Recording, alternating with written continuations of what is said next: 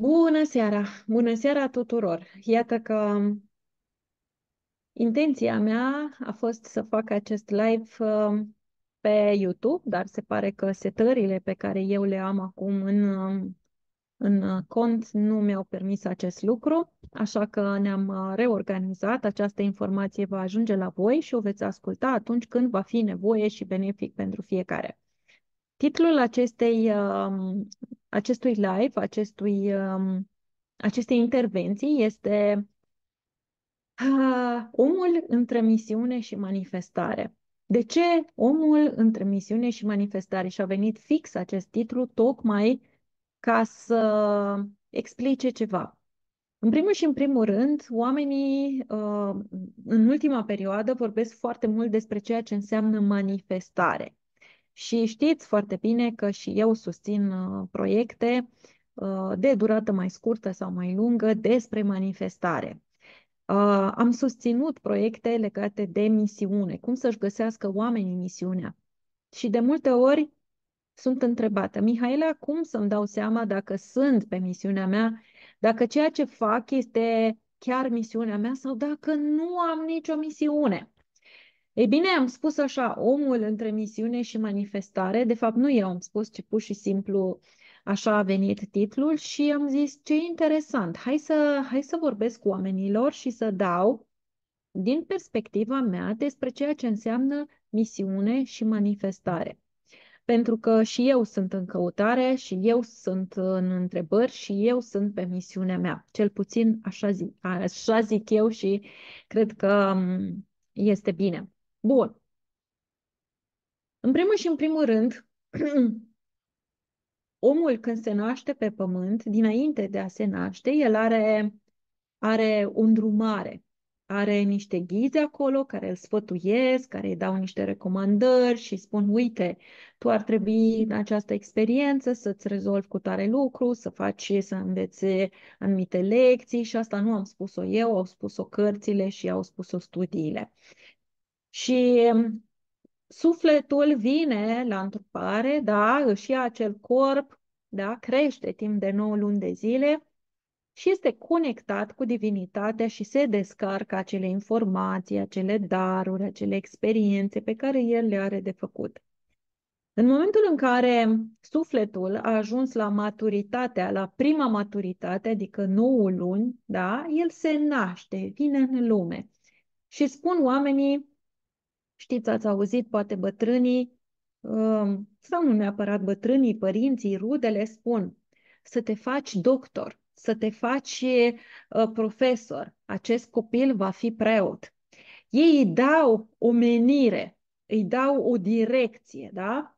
Însă misiunea, între misiune și menire este altceva. Este o diferență foarte, foarte interesantă. Dar acum vreau să vă vorbesc despre misiune. Misiunea plus vocația, plus scopul, plus talentele, plus pasiunile, îți dau ție întreaga direcție, îți dau ție întreaga desfășurare a vieții pe care te-ai pregătit și vrei să o trăiești. Și hai să merg și mai în adânc, pentru că legat de misiune sunt mai multe subpuncte. Și aici o să le spun pe rând, ca să vi le notați și apoi poate să le discutăm. Da? Deci prima și prima, când un om este pe misiunea lui, da, se întâmplă o serie de schimbări profunde și pozitive. Da? Când un om este în misiunea lui, pe misiunea lui, pe drumul lui, capacitatea lui de a-și împlini, de a-și manifesta dorințele este foarte mare. În momentul în care omul, da, are claritate și are direcție, el are o viziune despre ceea ce își dorește. El știe ce vrea să realizeze și de ce vrea să realizeze. Și atunci scopul lui este un far. Ați auzit expresia, caută luminița de la capătul tunelului. Este doar o metaforă, da? Luminița de la capătul tunelului este o metaforă, da? De fapt, această claritate pe care omul o are când este pe misiunea lui, îl face să aibă mai multă energie, mai mult entuziasm. Îi permite omului să se concentreze cu toată energia și cu toate eforturile într-o direcție specifică, într-o direcție clară. Asta face ca el să ajungă mult mai repede acolo unde își dorește. Și acum am să vin cu un exemplu, da? În momentul în care faci ceea ce îți place, nu contează ce, poate ești cofetar, poate ești bijutier, poate ești croitor, poate ești bucătar. Și când faci ceea ce îți place și ești pe misiunea ta, adică faci cu bucurie, te duci acolo și servești oamenilor, atunci tu ești pe misiunea ta.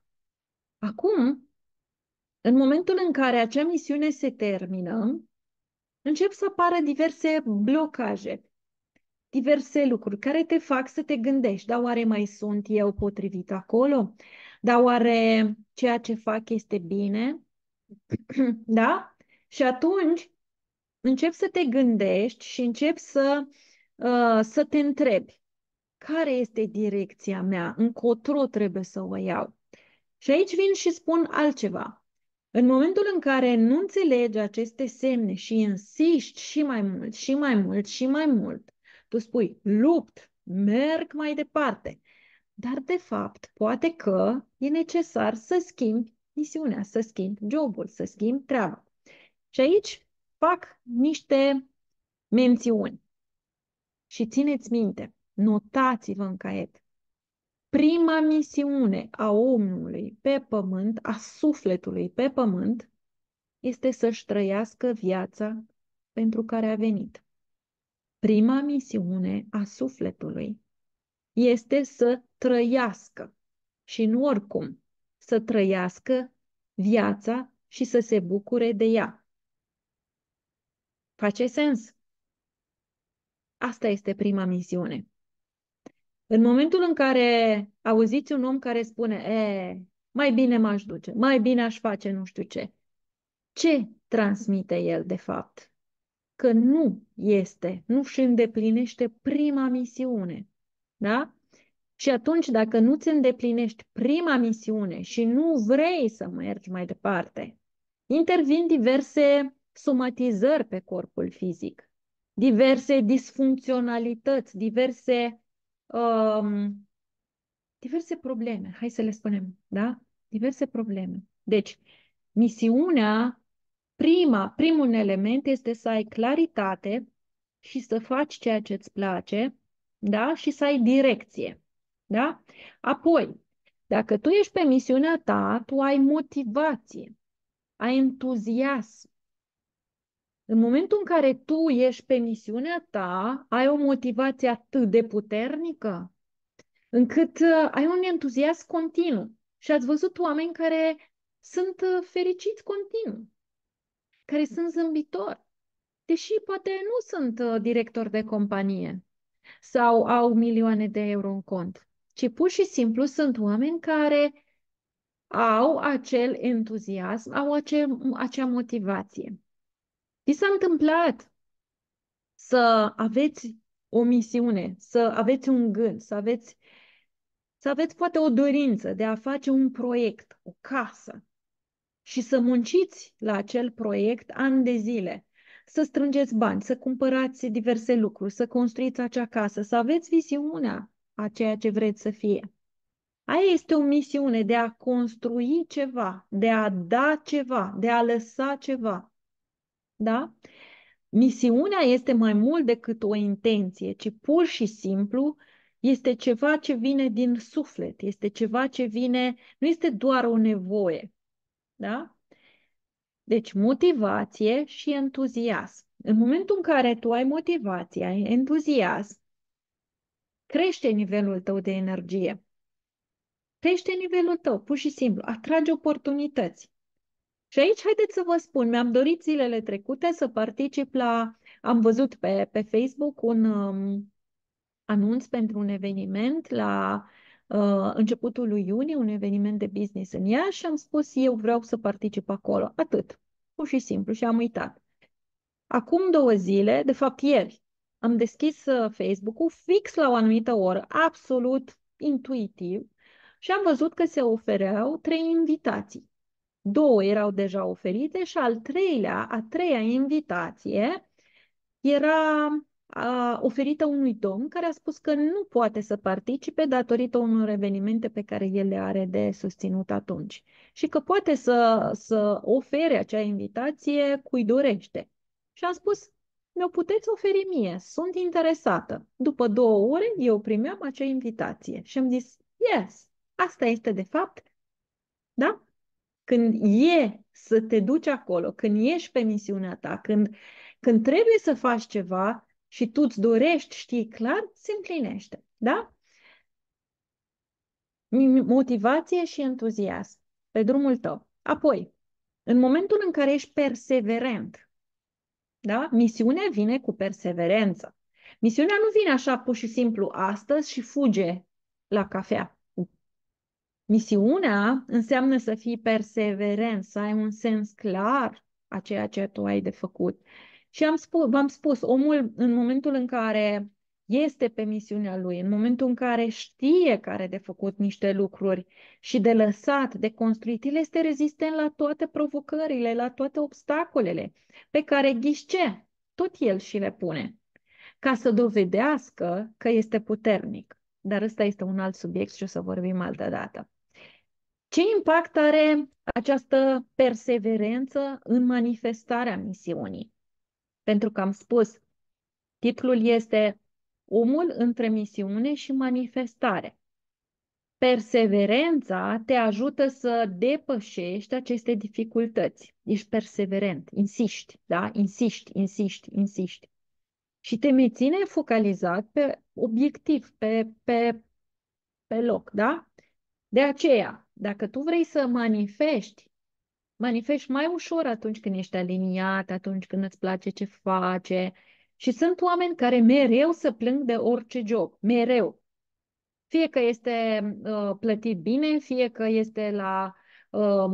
că pleacă dintr-o locație în alta, tot timpul jobul va avea ceva cu el. Dar de fapt nu jobul este problema, ci ei în interiorul lor. În momentul în care tu nu ești pe misiunea ta, nu ești pe treaba ta, am spus, somatizezi, îți scade nivelul de energie, nu ești într-un mediu ok, te cerți și te gândești, dar oare ce-i cu viața mea? Dar oare ce se întâmplă? Și depui mult mai mult efort pentru a materializa, depui mult mai mult timp pentru a rezolva lucrurile. Și insisti și te duci mai departe și spui, ce are viața asta cu mine? Nu, nu are viața cu tine nimic, ci pur și simplu tu, poate, în alegerile pe care le-ai făcut, nu ești pe misiunea ta. Și aici misiunea poate să însemne unul, să rămâi într-o țară sau să nu rămâi, să rămâi într-o colaborare de muncă sau nu. Da? Asta înseamnă. Poate să, nu știu, să rămâi într-o relație sau nu. Da? Dacă tu ți-ai terminat treaba de făcut în acel job, în acea relație și încă ai rămas acolo, îți asumi. Da?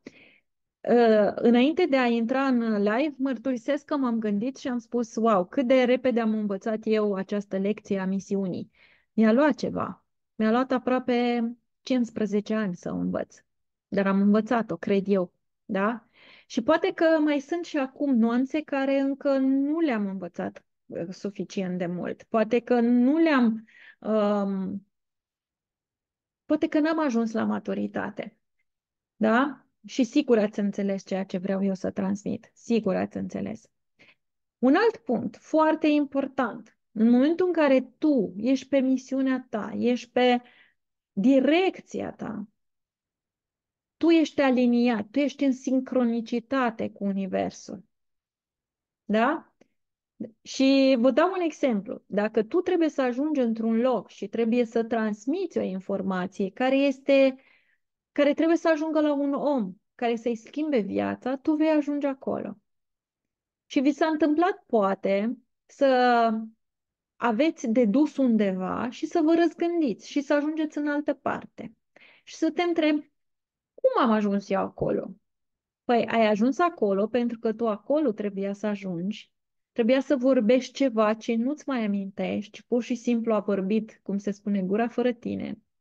Ei bine, asta a făcut ca tu să transmiți ceea ce era de transmis acelui om ca să aducă această schimbare, ca să se ducă mai departe. Asta făcea parte din misiunea ta. Poate misiunea unei femei este să crească un copil, să ia un copil de la care este rămas poate, nu știu, orfan și să-l crească. Asta este misiunea ei. Poate un om are misiunea de a educa copiii și de a învăța limbi străine. Și acum gândiți-vă voi, în viața voastră, care este misiunea voastră? Și vă aduc aici, vă reamintesc. Prima misiune a omului este, prima misiune a omului este aceea de a trăi, de a se bucura de viață. Da? Deci prima misiune a omului este de a se bucura de viață. Bun. Ești aliniat, ești în sincronicitate, da? Se aranjează lucrurile, ai acea pace interioară, da? Ai acea stare de flux. Când ești în stare de flux, tu nu ai nevoie de foarte multă energie pentru că deja o ai. Și aici vin și fac o paranteză. Ați văzut oameni sau v-ați spus și voi de multe ori, nu am energie, nu am energie, sunt stoarsă de energie. Și întrebați-vă ce ați făcut atunci. Făceați ceva care era sincronizat, care era în armonie cu misiunea voastră, cu sufletul vostru, sau nu? Pentru că aici vin și vă mai spun un lucru. Misiunile pot fi pe anumite repere de timp. Misiunea nu este una și gata, te duci cu ea și ridici steagul și mereu, mereu va fi aceeași misiune. Nu, poți să ai o misiune într-o anumită perioadă, la o anumită categorie de vârstă, ai o misiune poate în familia ta, ai o misiune la job și ai o misiune de suflet. Nu este doar o misiune, sunt mai multe. Da? Deci prima misiune este aceea de a trăi. Este cea mai importantă. Revin la starea de flux și la creativitate. Starea de flux, am spus, este acea stare de aliniere. Când te apuci și știi, parcă merg lucrurile așa fără tine. Și te întrebi, oare ce am făcut? Și spui, sunt deștept, sunt isteață. Dar de fapt tu ești pe fluxul tău, tu ești pe drumul tău, ești pe misiunea ta. Și starea de concentrare pe care tu o ai este maximă, ai creativitate, ai tot ceea ce e nevoie pentru ca tu să-ți împlinești misiunea. Și vă mai spun un lucru, în momentul în care ești pe misiunea ta, tot ceea ce ai nevoie vine la tine. Dacă tu ai nevoie de o mașină să ajungi acolo unde e necesar să ajungi, vei găsi. Va veni cineva, te va suna și va spune, hei, poți să te duc eu acolo, vei avea o mașină, chiar dacă poate nu ai foarte mulți bani la momentul respectiv. Da? Asta înseamnă să fii pe misiunea ta. Ce impact are în manifestare această stare de flux? Păi, starea de flux îți permite, îți deschide să ai idei care să fie absolut inovatoare. Poate găsești niște soluții atâta de faine încât tu rezolvi foarte multe lucruri într-un mod neașteptat, într-un mod eficient. Și atunci tu, efectiv, rezolvi acele lucruri. Da? Dacă ar fi să o luăm așa, sunt oameni care își fac misiunea poate în 20 de ani, în 30 de ani, în 5 ani și atunci primesc supliment de misiune. De asta e deja de, cum să spun eu, de avansat, da? Nu vă iau chiar așa. Bun. Deci ce înseamnă misiunea? Înseamnă să ai bucurie, înseamnă să ai satisfacție, înseamnă să fii în bucurie. Și una dintre temele pe care eu le-am învățat în ultima perioadă și încă reflectez și încă le integrez, este aceea de a trăi viața, de a trăi viața cu bucurie, de a o împlini. Și asta nu înseamnă să stai din petrecere în petrecere, nu înseamnă să stai și să faci, să călătorești cu iahtul zilnic, nu. Starea de împlinire și de misiune vine și din lucruri absolut insignifiante, poate mărunte. Prin faptul că ai vorbit cu cineva și ai dat din cunoașterea ta sau ai ajutat, asta poate să fie parte din misiunea ta. Poate că misiunea ta, cu cunoașterea pe care o ai, este să susții oamenii să se dezvolte într-un anumit fel. Cum am spus, misiunea mea este să dau din cunoașterea și din experiența pe care eu am acumulat-o și mi-a dat-o Dumnezeu cu toată puterea, să o dau mai departe. În momentul în care eu spun nu am energie sau nu vreau să fac, eu de fapt mă închid și închid misiunea. Și atunci, de fapt, mie nu mi este bine, pentru că atunci când eu închid fluxul, nu mai fac, nu mai susțin, de fapt, ceea ce mi-am asumat eu să fac. Înțelegeți? Are sens? Dacă puteți să-mi lăsați în comentariu ceva, da, să știu că mă urmăriți aici. Această înregistrare va ajunge și pe YouTube, va ajunge și pe rețelele de socializare și m-aș bucura ok, da, are foarte mult sens. Mă bucur. Bun. Atunci când trăiești în conform cu misiunea ta, tu experimentezi un grad de satisfacție, de bucurie, da? Ai sentimente pozitive, atragi experiențe pozitive.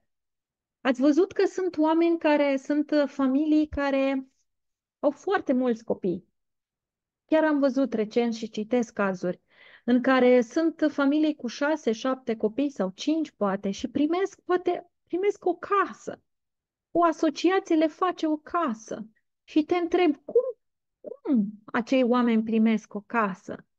Însă ei, în sufletul lor, au aliniere și pentru că acei copii trebuie să crească, Dumnezeu le trimite ajutoare, oameni, pentru ca ei să aibă o casă unde să crească, să se dezvolte și să-și facă misiunea. Și ați citit foarte multe povești, cu siguranță, dacă nu vă invit să citiți, viețile oamenilor de succes. Foarte mulți dintre ei au pornit foarte de jos, foarte de jos. Și eu știu foarte multe cazuri. Când se duceau și dar nu dau exemple. Da? Deci e important să înțelegi că atunci când tu ești pe misiunea ta, și nu înseamnă că dacă ești pensionar, tu nu mai ai misiune. Ba da, asta nu înseamnă că gata, trebuie să te uiți la Netflix toată ziua. Nu, nu despre asta este. Misiunea este despre bucurie, despre a munci, despre a face despre a face lucrurile, da? Despre a împlini, da? Despre a, despre a, despre a trăi. Asta este. În momentul în care tu ești pe misiunea ta, ai o influență, ai un impact pozitiv asupra oamenilor din jurul tău. Da? Îi inspiri, îi susții, îi motivezi, îi lași să-și urmeze propriile lor misiuni. Da? Pentru că e important acest lucru. Și cum am spus, misiunea mea, poate la un anumit moment, este să formez oameni care să se ducă mai departe, să-și facă o meserie din această terapie, din tot ceea ce eu transmit, pentru ca ei să lucreze mai departe. Și atunci eu sunt parte din misiunea lor. Dacă eu nu fac misiunea, atunci ei vor găsi alte persoane care să-i instruiască, care să-i pregătească și să se ducă mai departe. Niciodată, în momentul în care tu spui, n-am chef să fac asta, întreabă-te, Este important? Din ce motiv nu vreau să fac acest lucru? Din ce motiv? Da? Pentru că e important. Și hai să facem o recapitulare. Ce înseamnă, de fapt, a fi în misiune? A fi în misiune înseamnă să ai perseverență, să ai entuziasm, să ai motivație, să ai claritate, să ai direcție, să ai viziune, să știi clar ce vrei, să știi clar ce vrei, da? Și ce mai e? Să ai stare de flux, am spus-o, să ai satisfacție, să ai influență asupra celorlalți, pentru că ceea ce e important de știut, și mi-am amintit de un gând pe care Oana Pelea l-a spus acum ceva vreme. La finalul vieții, când veți trage linie a ceea ce ați făcut, să nu vă pară rău că nu ați făcut anumite lucruri.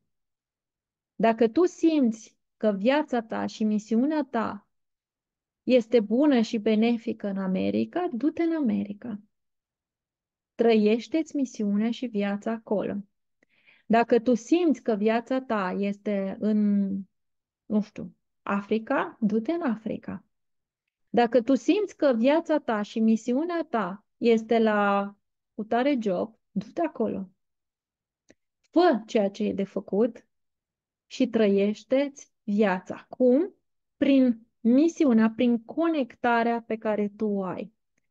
Și acum, iarăși fac o recapitulare. Misiunea nu este doar una singură. Prima misiune pe care omul o are este aceea de a trăi. Pur și simplu, de a trăi. A doua este aceea de a își căuta abilitățile, de a-și căuta darurile, de a-și căuta, cum să spun eu, talentele, pasiunile. Pentru că de multe ori, da, le îngropăm. Și sunt foarte mulți oameni care am văzut că sunt ori avocați, sau nu neapărat, sunt oameni care au un job, au un business și au și niște hobby-uri. Și acele hobby-uri sunt lăsate așa puse la o parte pentru că spun, nu, n-aș putea să trăiesc din asta. Însă, de fapt, misiunea lor este însăși să își dea voie să trăiască aceste hobby-uri, să trăiască din ele, să se bucure. Vi s-a întâmplat asta? Cum vi se pare ceea ce v-am spus? Are sens? Are logică toate astea? Pentru că toate sunt creația divină, nu sunt cuvinte, cum să spun eu, sunt direcțiile și sunt viziunile pe care Dumnezeu însuși Dumnezeu le-a dat prin legile pe care El le-a transmis. Nu sunt ale mele, Mihaela, da? E ceea ce viața transmite prin ceea ce facem. Bun, hai să vedem. Există întrebări legate de ceea ce am spus până acum? Pentru că, ok, da. Pentru că, așa cum am spus, misiunea poate să fie temporară. La 20 de ani tu ai misiunea de a te forma. Tu ai misiunea de a crește. La 40 de ani ai misiunea de a excela, de a fi bun în ceva. Misiunea variază de-a lungul vieții. Da? Poate că la 40 de ani, ce drăguț, misiunea o creezi sau o găsești. Poate să fie și. Și. În cazul meu, haideți să vă spun, dacă mi-ai fi spus acum cât în 95, acum 29 de ani, că voi ajunge în fața oamenilor, să fac emisiuni, să vorbesc în față liber, să exprim anumite lucruri, aș fi spus că e ciudățenie. Însă, nu e. Atunci nu am putut să spun un cuvânt legat de ceea ce aveam de făcut Și, de fapt, viața însăși m-a pregătit pentru aceste momente. Deci, uneori, misiunea vine și se pune în față așa ca un balon și face pum, uneori trebuie să o găsești tu. Și eu am găsit misiunea mea fiind în primul rând, știți foarte bine povestea mea, am lucrat aproape 20 de ani în industria hotelieră și joburile pe care le-am avut m-au pus față în față cu oamenii. Deci m-au împins foarte mult să-mi dezvolt această latură a comunicării, a libertății, a vorbitului, a tot, tot, tot. Asta m-a pregătit și m-a format pentru ceea ce sunt eu acum. Ți-am răspuns, Ana? Da? Ok. Acum simt să aduc și o clarificare în ceea ce înseamnă menire. Pentru că de multe ori, ce înseamnă menirea? Deci, misiunea se referă la un scop specific, la a face ceva, la o sarcină, da? La un drum, la un traseu, la un job, la un business, este legată de o activitate concretă, directă, da? Pentru realizarea unor activități, a unor task-uri, a unor, da? Însă, eu văd misiunea ca pe un set de acțiuni către rezultatul dorit. Însă menirea este mai profundă. E mai profundă și mai adâncă decât misiunea. Menirea, din punctul meu, se referă la sensul ăla mai larg al unui om. Această menire este legată de vocație, da? De ceea ce ai tu ca și chemare. Și am văzut foarte mulți copii foarte talentați. Am văzut, mă uit la concursurile astea, copii în talent, mă rog, diverse, nu dau nume, și acolo sunt copii de 8, de 10 ani care cântă și fac au niște prestări absolut fabuloase. Aia e menirea lor. Aia e menirea lor să cânte, să-și aducă talanții în față. Da? Pe de o parte, cum am spus, misiunea poate fi temporară, menirea uneori tinde să fie mai stabilă, mai constantă. Ai menirea de a aduce oamenii alături. Știți, sunt oameni care atrag oameni. Sunt oameni care au o carismă, o strălucire și unde sunt ei, acolo este și lumea. Au talentul ăsta. Unii oameni sunt atât de buni în a-ți vinde, cum spun eu, îți vinde și apă rece la preț de elixir, da? Ăștia au în menire să facă ceea ce au, e ceva dincolo de realitatea fizică. Ați înțeles diferența? Ia să vedem.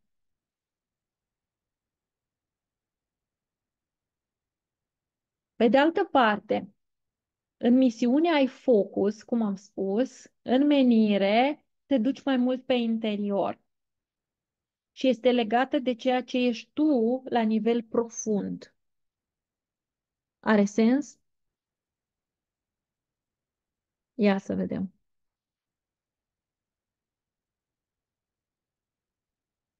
Haideți să vă dau un exemplu ca să fie și mai clar.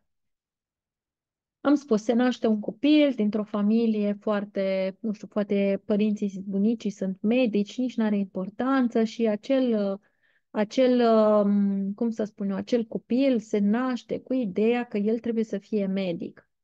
Însă, a fi medic, poți să fii medic prin dorință internă, prin menire, sau poți să fii medic pentru că părinții vor și atunci faci medicină, dar nu ești medic, da? Pentru că nu practici.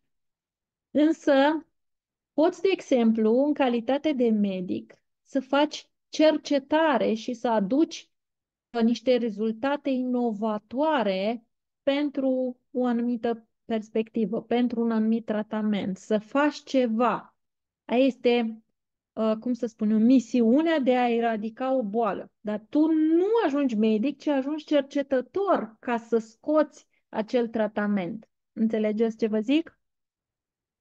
Așa și aici. Poate că cineva, o femeie, are, nu știu, are ca misiune să învețe, chiar am văzut, v-am spus eu, mă informez foarte mult pe chestia asta, am văzut, super, am văzut o femeie care acum 10-12 ani a început într-o țară străină să facă prăjituri, pentru că era talentată la prăjituri. Oamenii au vrut prăjituri, dar mai mult au vrut torturi și s-a specializat pe torturi. Ani de zile a stat în cofetărie, a învățat, a făcut tot. Era o doamnă care locuia în Germania, pare mi se. Și acea femeie a crescut un business din cofetărie și a ajuns după 10 ani, 12 ani, să învețe ea alți oameni să facă torturi foarte frumoase. Și acum a ridicat la nivel de business și are un business în care învață oamenii care vor să se ducă să lucreze în cofetărie. Adică ceea ce fac și eu. Mie mi-a plăcut să fiu terapeut și mi-a plăcut să susțin oamenii și după aceea am mers și am susținut și apoi am mers și am învățat cum pot să învăț pe alții să facă. Deci este misiune, este menire, este drum personal. Da? E clar ceea ce spun? E clar, da? Bun. Ia să vedem. Aveți întrebări? E utilă și clară explicația ta, menire versus misiune. Mult timp le-am confundat și nu știam diferența. Super. Haideți să vedem. Aveți vreo întrebare? Dacă vreți, puteți să o puneți în chat și hai să vedem.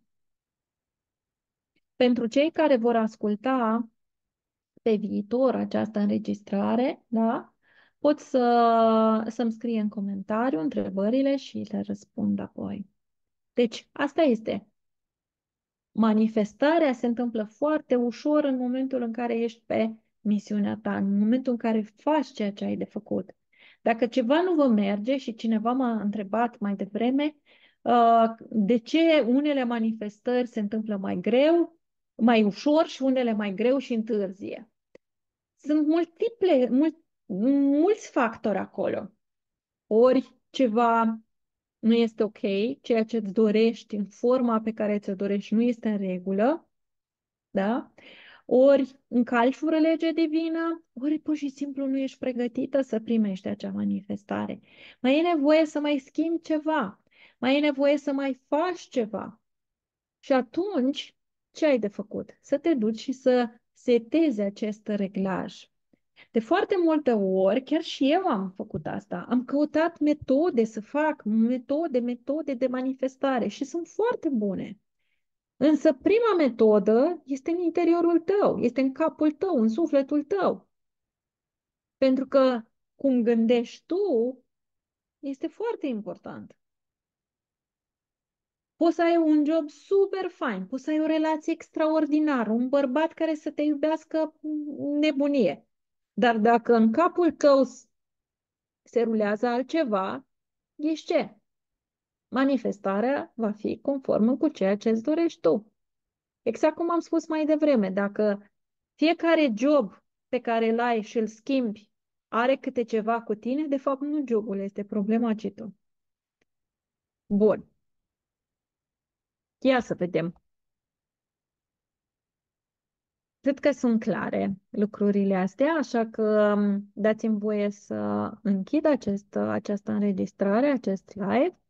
Și pentru toți cei care ascultă în înregistrare, am să vă rog să-mi lăsați comentariile, să-mi lăsați întrebările și vă răspund cu mare drag. Deci, rețineți, prima misiune a omului este să trăiască și să trăiască frumos, ușor și bine, cum bine spune cineva, da? A doua misiune este cea în care experimentezi. Vă imaginați că la 17 ani o să știe omul care este misiunea lui? Poate da, poate nu. Misiunea se trăiește, se experimentează, se testează. Ori îți vine între ochi și știi clar că ăsta este, ori pur și simplu prin testare și eroare, așa cum s-a făcut și lumina și becul și toate inovațiile. E important să fii aliniat cu misiunea ta? Foarte important. Dacă ceva nu-ți merge undeva și tu insiști să manifesti ceva, întoarce-te. Și întoarce-te la modul cum gândești, la energia pe care o ai, la direcția pe care o ai, adică toți factorii pe care i-am dat mai devreme.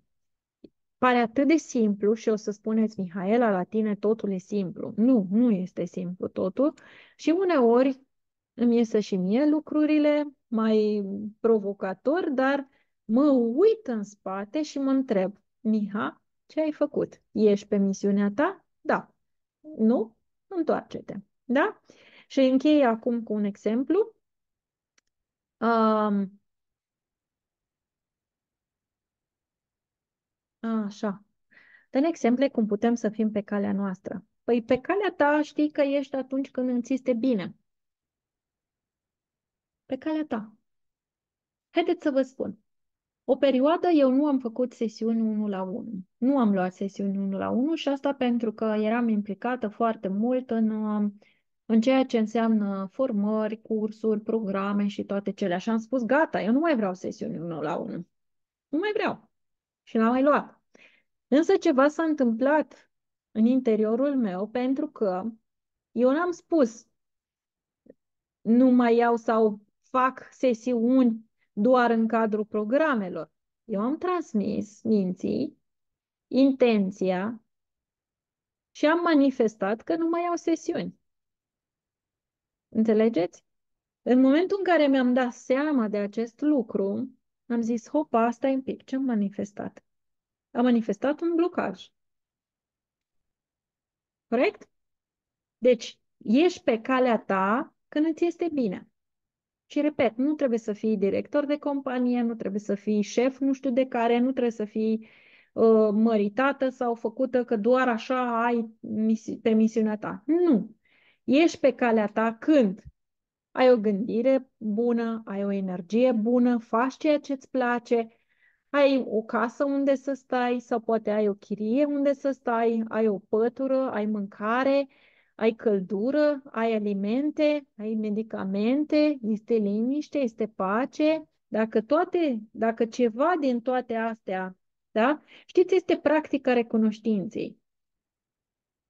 Da? Suntem recunoscători pentru ceea ce avem, suntem recunoscători pentru aerul pe care îl avem, pentru faptul că putem să ne mișcăm, suntem recunoscători pentru că putem să mâncăm. Mi se pare atât de... Cum adică? Da, este foarte important să poți să mănânci. Este important să poți să îți ridici mâna, să-ți folosești picioarele. Este foarte important. Extrem de important și este foarte valoros. Ți-am răspuns, Angela?